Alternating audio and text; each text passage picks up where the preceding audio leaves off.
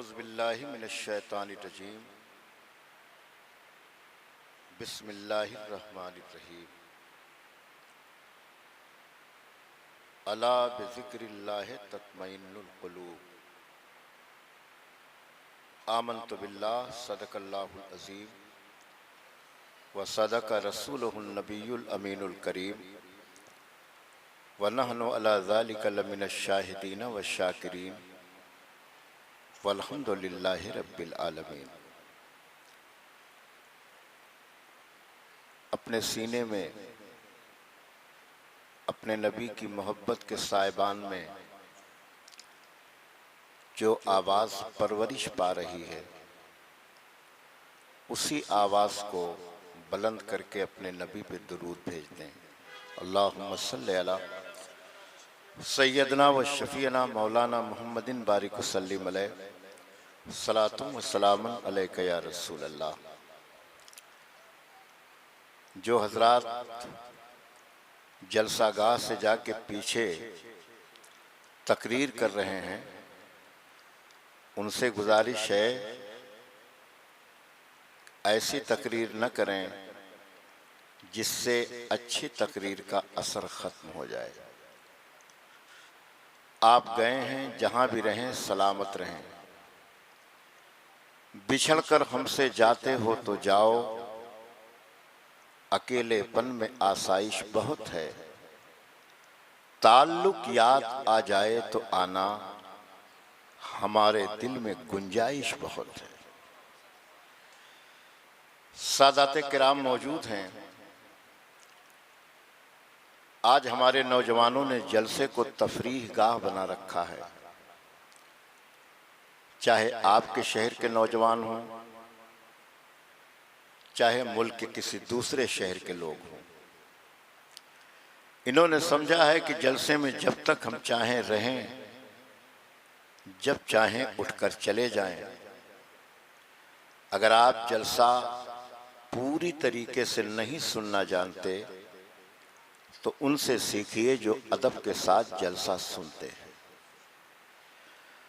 मुबारकपुर आजमगढ़ में मेरे एक दोस्त बताने लगे कि आज के 50 साल पहले जब कोई मिलाद शरीफ की महफिल होती थी, तख्त बिछा करके लालटेन रख दी जाती थी। एक मौलवी साहब थे, वो बैठ करके नात शरीफ पढ़ने लगते थे।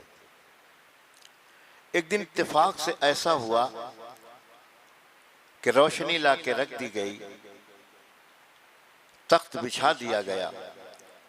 मौलवी साहब ने नात पढ़ना शुरू किया तो बच्चों ने कहा, मौलवी साहब अभी कोई आया ही नहीं है। उस वक्त मौलवी साहब ने बड़े अदब से कहा था, कोई आए या ना आए, मदीने से मेरे आका आए हुए। अगर ये यकीन आपको है जलसा के लिए, तो आप पूरे सुकून के साथ जलसा। मैं एक जुमला कह रहा हूँ, सादाते किराम, मुकाम दरगाह में मैं इतनी मर्तबा आता हूँ कि उतनी मर्तबा शादी के बाद मैं अपनी ससुराल नहीं गया हूँ।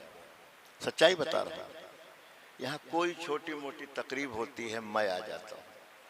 आप लोग मुझको देखते देखते थक गए होंगे कि काला कलौटा इंसान इतना क्यों आता है। उसकी वजह बता दूं। मैं अपने इल्म की बुनियाद पे नहीं, अपने फन की बुनियाद पे नहीं। एक वजह है, न किताबों से, न वाज़ों से, न ज़र से पैदा, इल्म होता है बुजुर्गों की नज़र से पैदा। जहाँ अच्छे लोग रहते हैं, मैं वहाँ जाना पसंद करता हूँ। और ये बड़ों की जूतियों के उठाने की बरकत है कि आज पूरा मुल्क इस छोटे से कद को जानता है। याद रखें, एक बुजुर्ग का कौल मुझे याद आ रहा है, इल्म और अदब दोनों अपनी अपनी जगह पर मुसल्लम हैं, लेकिन याद रखो, एक देग इल्म के लिए चुटकी भर अदब का नमक काफी। आपके पास बहुत इल्म, लेकिन अगर अदब नहीं है तो आपको इल्म से कभी फैजान नहीं हासिल होगा। मेरा 2-3 मिनट हो चुका होगा, 5-7 मिनट का वक्त है। मैं तकरीर नहीं करने आया हूं, मैं आपको बताने आया हूं कि तकरीर आप सुना कीजिए। एक बात कह करके मैं अपनी जगह ले लेता हूं। हम जिनके ईसाले सवाब के लिए यहां आए हैं, आज हमारी निगाहों के सामने नहीं है। कभी कभी ऐसा होता है कि हम अपने बाप दादा को भूल जाते हैं, लेकिन कुछ शख्सियात को हम याद रखते हैं। वजह क्या है? मैं अपने दादा का नाम नहीं जानता, लेकिन गौस पाक के वालिद का नाम जानता हूं। मैं अपने दादा के दादा का नाम नहीं जानता, लेकिन सरकार इमाम हुसैन की पूरे खानदान के लोगों को जानता हूं। वजह क्या है? अपने खून के रिश्ते को हम भूल गए, लेकिन उन्हें हम याद रखते हैं जिनसे हमारा बराह रास्त खूनी रिश्ता नहीं है। वजह यह है कि मेरे घर वाले अपने लिए जिंदगी गुजारे थे, नबी के घर वालों ने दीन के लिए जिंदगी गुजारी। यही वजह है कि आज दुनिया याद करती है। इसलिए डॉक्टर सैयद सगीर अहमद अल अशरफुल जिलानी आज इसलिए याद किए जा रहे हैं कि उन्होंने अपने लिए जिंदगी गुजारी होती तो यहां हवेली होती। मकाम दरगाह के सादात की एक खास बात है, इल्ला माशाअल्लाह और जगह के सादात लेते हैं, यहां के सादात देते हैं। और जगह के सादात को अच्छा खाना चाहिए, यहां के सादात अच्छा खिलाना चाहिए। और जगह के सादात की नाज बर्दारी आप करें, लेकिन ये आपकी नाज बर्दारी करते हैं। वजह क्या है? वजह यह है कि सरकार शहबाज हुसैनी रहमतुल्लाह ताला अलैह ने मखदूम पाक की बारगाह में रह करके ऐसा फैज हासिल किया कि आज वो हमारी निगाहों के सामने नहीं हैं, लेकिन उनका लाया हुआ जमजम का वो अजीम तोहफा जो नीर शरीफ में मौजूद है, आज सिर्फ हिंदुस्तान नहीं पूरी दुनिया को मिल रहा है। ये उसी खानदान के लोग हैं, पूरी दुनिया को ये तकसीम करने वाले हैं। दुआ करें कि ये शामियाने रहमत सलामत रहे। हमारे कुछ अहबाब गए हैं, मेरी तकरीर आप बहुत खामोशी के साथ सुने, इसलिए कि 55 साल जिंदगी मेरी गुजरी है आपके नारों के साए में, लेकिन नतीजा क्या निकला है? नतीजा ये निकला है कि आज जब आईएएस की लिस्ट आती है, पीसीएस की लिस्ट आती है, आला इम्तिहानात देने वाले बच्चों की लिस्ट आती है, तो उसमें आपके और हमारे घर के बच्चों का नाम बहुत कम होता है। आप कहते हैं कि हमें नौकरी नहीं मिलती, ये ख्याल खाम है मियां। ये जमाना नौकरी का है, उसे मिलेगी जो टैलेंट अपने अंदर रखता है। आप गुटखा और पान खाने से फुर्सत नहीं आपको। आपका बच्चा 15 साल का हो गया, अगर वो 200 रुपया कमा के नहीं लाता है तो घर वाले उसे अच्छी निगाह से नहीं देखते।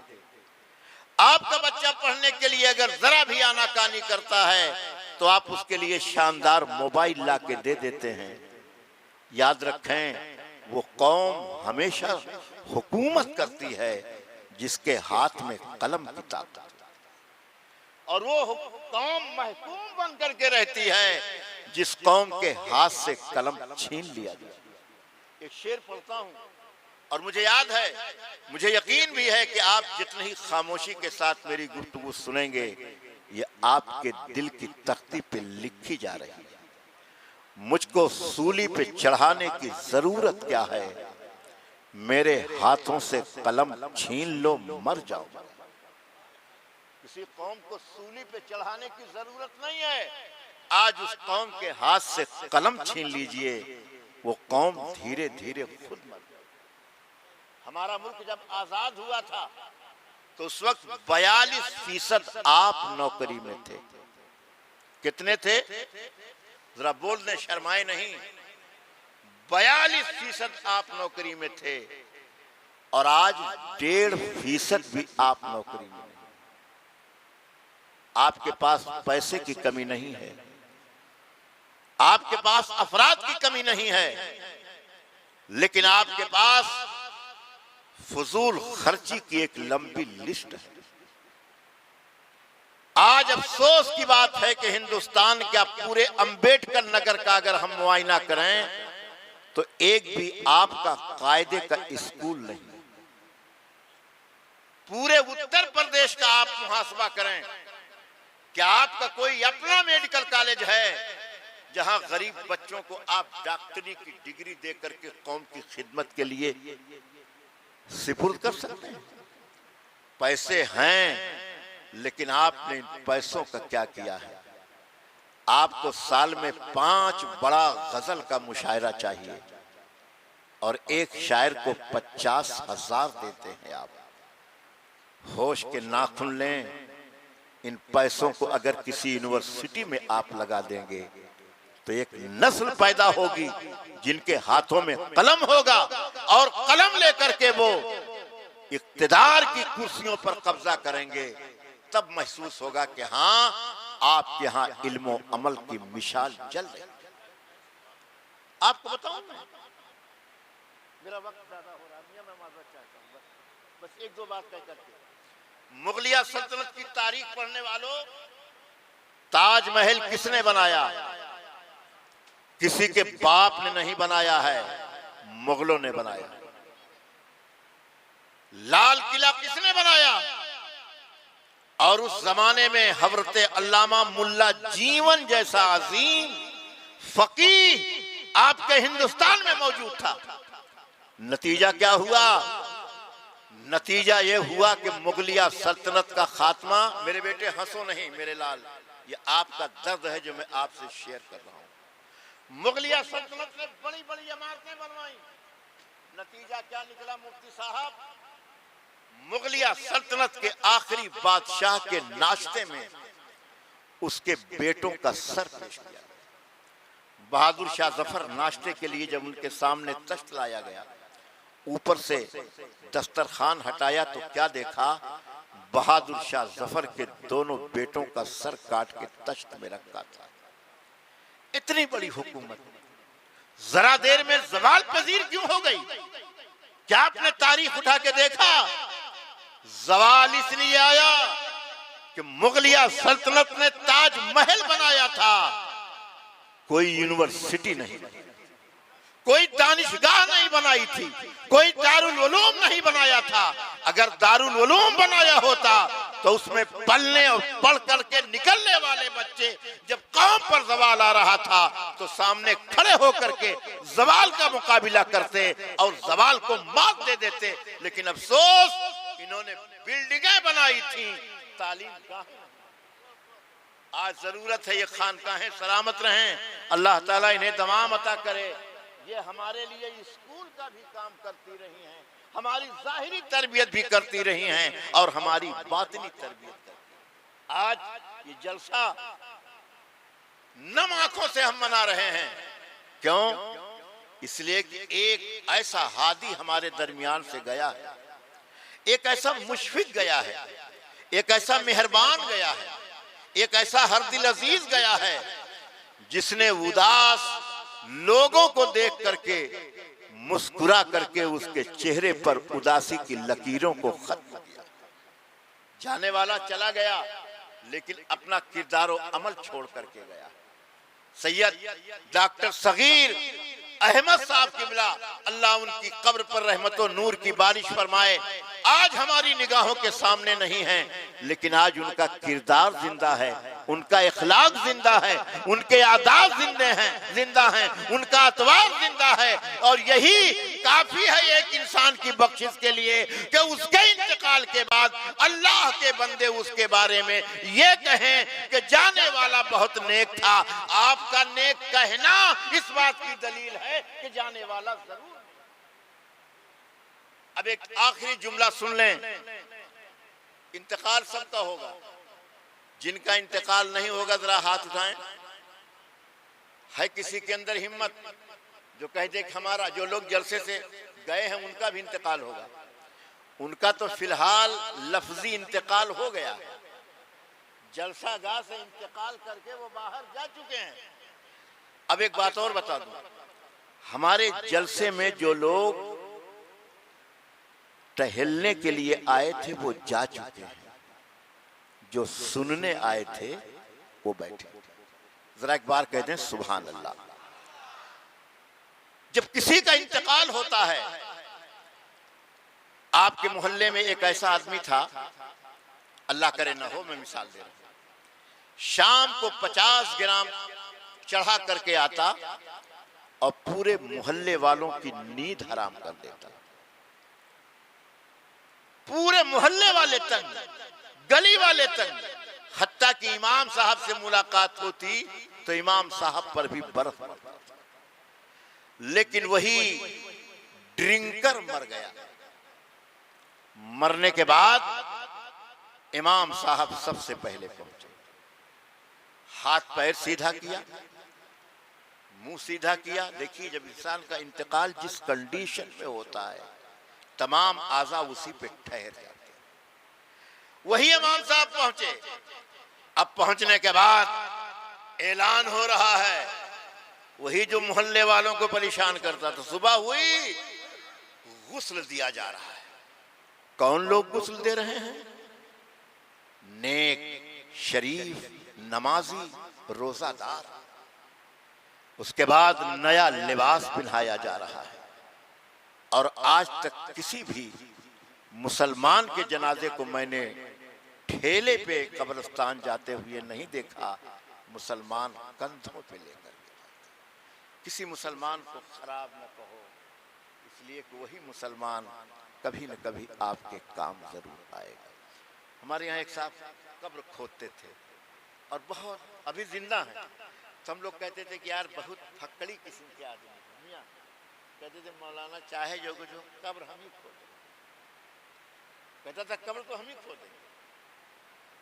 अल्लाह ताला ने नहीं है चीज निकम्मी कोई जमाने में, कोई बुरा नहीं कुदरत के कारखाने।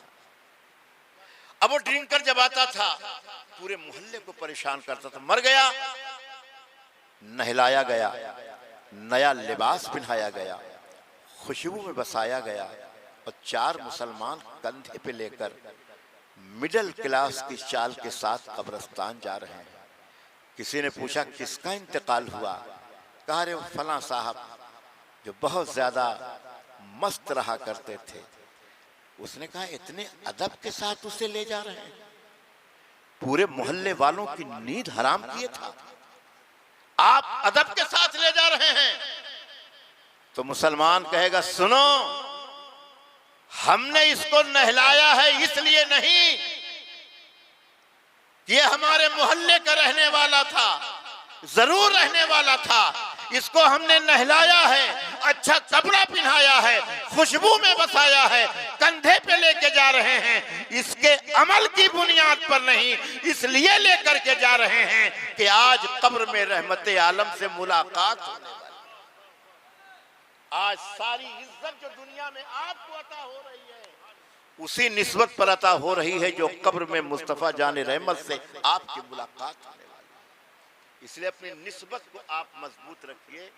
हर मौके पर मुस्तफा जाने रहमत सल्लल्लाहु अलैहि वसल्लम की अकीदत का चिराग अपने सीने में कायम रखें।